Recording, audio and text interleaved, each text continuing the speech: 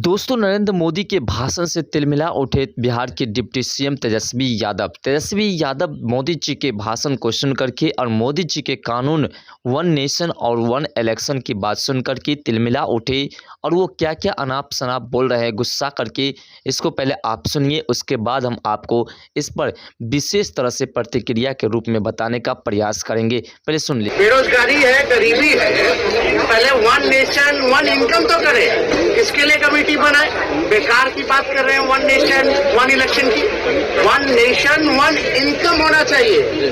और जहां तक बात है, अभी ये कह रहे हैं कि वन नेशन वन इलेक्शन, बाद में कहेंगे कि केवल जो है केंद्र का ही चुनाव हो, राज्यों का खत्म कर देंगे। दोस्तों, आपने तेजस्वी यादव के भाषण को सुन लिया और भाषण को सुनने के बाद आपको लगा होगा कि तेजस्वी यादव बहुत अच्छी बात कर रहे हैं क्योंकि ये बेरोजगारी पर बात कर रहे हैं।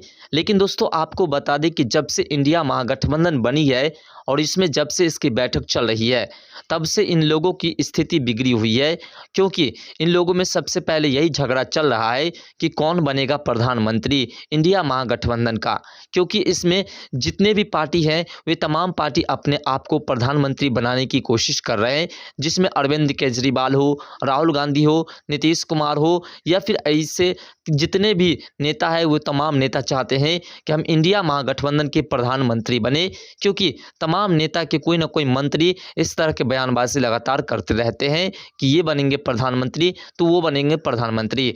दरअसल बात है दोस्तों, इंडिया महागठबंधन के लिए टेंशन की घड़ी तब आ गई जब प्रधानमंत्री नरेंद्र मोदी ने एक लॉन्च किया कानून, जिस कानून के तहत वन नेशन और वन इलेक्शन की बात कही गई है। दरअसल बात है दोस्तों, अगर ऐसा होता है तो लोगों का पैसा भी बर्बाद कम होगा और साथ साथ लोगों का जो समय इन्वॉल्व होता है वो भी कम होगा। क्योंकि एक ही बार में पूरे देश में इलेक्शन होगी और एक ही बार लोगों को वोट देनी पड़ेगी। लेकिन इंडिया महागठबंधन को बहुत बड़ा झटका लगेगा इससे, इसलिए वह इस तरह की बयानबाजी कर रहे हैं। दोस्तों, सबसे पहले आप सोच सकते हैं कि अगर ये बेरोजगारी की बात करते हैं तो सबसे ज़्यादा बेरोजगारी बिहार में है और बिहार में बेरोजगारी इतनी अधिक है कि जनता दूसरे राज्य में जाकर के कार्य करते हैं और वहाँ ठोकरें खाते रहते हैं। अगर इसे बेरोजगारी को दूर करना है तो सबसे पहले सोच सकते हैं कि इन लोगों का शासन लगभग पूरे के पूरे जब से देश आज़ाद हुआ है तब से बिहार में है। तो तब से इन लोगों ने किस तरह से बेरोजगारी पर आवाज़ उठाई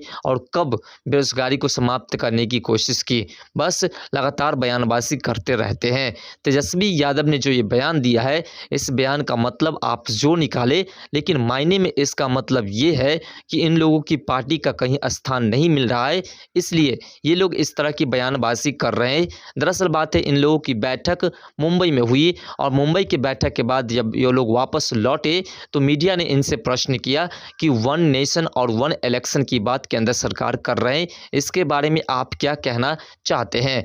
तब इन लोगों ने गुस्सा करके इस तरह की बयानबाजी की है। क्योंकि इन लोगों ने जब मुंबई में बैठक की और मुंबई में बैठक के दौरान जो तमाम बातें की, उस बातें के सुनने के बाद केंद्र सरकार ने इस तरह के कानून को पारित किया है। क्योंकि केंद्र सरकार को लगा कि हर एक राज्य में हमेशा इलेक्शन चलता रहता है, जिसके कारण जनता को बहुत कष्ट का सामना करना पड़ता है।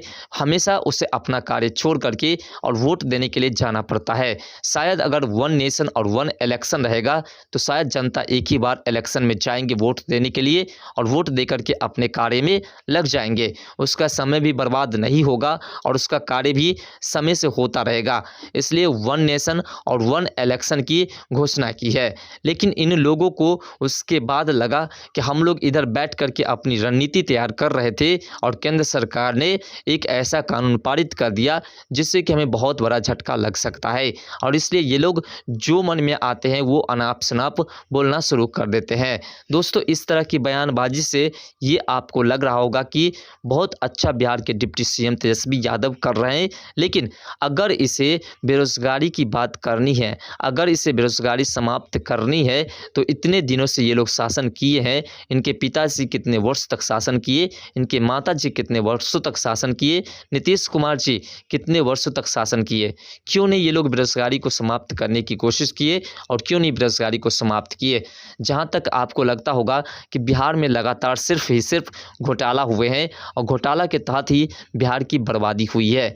जैसा कि आपको पता है बिहार में कितने मिलें थे जिसके तहत लोगों को रोज़गार मिलती थी, उन तमाम मिलों को बंद कर दिया गया जिससे कि लोगों को रोज़गार नहीं मिल पा रहा है और लोग अन्य राज्य में जाकर के ठोकरें खा रहे हैं। फिर भी ये लोग बेरोज़गारी की बात कर रहे हैं जब इलेक्शन आ रहा है। तो आपको पता होगा कि इलेक्शन के दौरान लोग ऐसे ऐसे बयानबाजी करते हैं जिससे कि लग रहा है कि ये लोग पूरे उद्धार कर देंगे जनता का, लेकिन जैसे ही इलेक्शन समाप्त हो जाती है और जब इन लोगों की पार्टी बन जाती है उसके बाद ये लोग ऐसी ऐसी बयानबाजी करते हैं जिससे लगता है कि जनता इसके लिए कुछ है ही नहीं।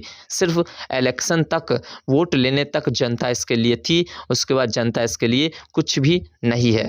दोस्तों इस तरह के बयानबाजी से एक बात तो स्पष्ट है कि देश में जो भी हो, जब विकास नहीं होगा तो इन लोगों का वैल्यूएशन कुछ नहीं है और ये लोग अपने आप को वैल्यूएबल दिखा रहे हैं कि हम लोग इलेक्शन से पहले जो वादा करते हैं उस वादा को पूरा भी करते हैं। इसलिए दोस्तों आपको बता दें कि तेजस्वी यादव की जो टेंशन है वो उत्कर्ष सीमा पर पहुंच चुकी है, क्योंकि लगातार इंडिया महागठबंधन में एक टेंशन चल रहा है कि आखिर कौन बनेगा प्रधानमंत्री। लगातार ये लोग जितने भी विपक्षी थे, जितने से इन लोगों की नहीं बनती थी, उन तमाम लोगों को एकजुट करके इंडिया महागठबंधन बनाया गया है। दोस्तों इसे इंडिया गठबंधन नहीं करके इसे INDIA कह सकते हैं, क्योंकि ये खुद ही बटे हुए शब्द है और बटे हुए शब्द कभी एक नहीं हुआ करते हैं, इसलिए हम डायरेक्ट इंडिया नहीं कह सकते हैं।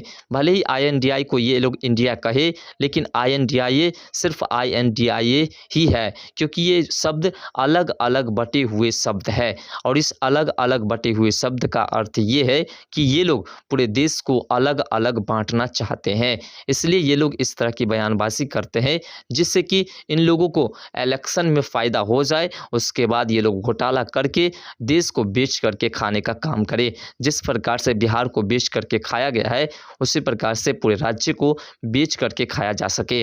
फिलहाल दोस्तों जब से मोदी जी ने वन नेशन वन इलेक्शन की घोषणा की है, तब से जितने भी विपक्षी के नेता हैं, जो लोग ये चाह रहे थे कि हम लोग इस बार अपनी पार्टी को मजबूत कर रहे हैं, पूरे देश के विपक्षी एकता कर चुके हैं और ये लोग मिल करके प्रधानमंत्री बनाने का प्रयास कर रहे थे, इन लोगों की पार्टी का कोई एक नेता प्रधानमंत्री बनता, ये सोच रहे थे। अब इनकी जो सोच है उस पर पानी फिरने वाली है, क्योंकि केंद्र सरकार ने जो कानून पारित किया है इसके तहत पूरे देश में सिर्फ एक ही बार इलेक्शन होगी और ये लोग सोच रहे हैं कि अब जो है ऐसा करने से हमें बहुत नुकसान होने वाला है, इसलिए ये लोग इस तरह की बयानबाजी कर रहे हैं। इस लोग के इस तरह से बयानबाजी करने से कोई फ़ायदा नहीं है और ये लोग जब बेरोज़गारी की बात करते हैं, ये लोग जब किसी के हक की बात करते हैं तो ये शोभा नहीं देता है। फिलहाल दोस्तों आपका क्या विचार है इस पर, कमेंट सेक्शन में अपना राय जरूर दीजिएगा। तो मिलते हैं नेक्स्ट वीडियो के साथ, तब तक के लिए बाय, जय हिंद, जय भारत, जय बिहार, जय मिथिला।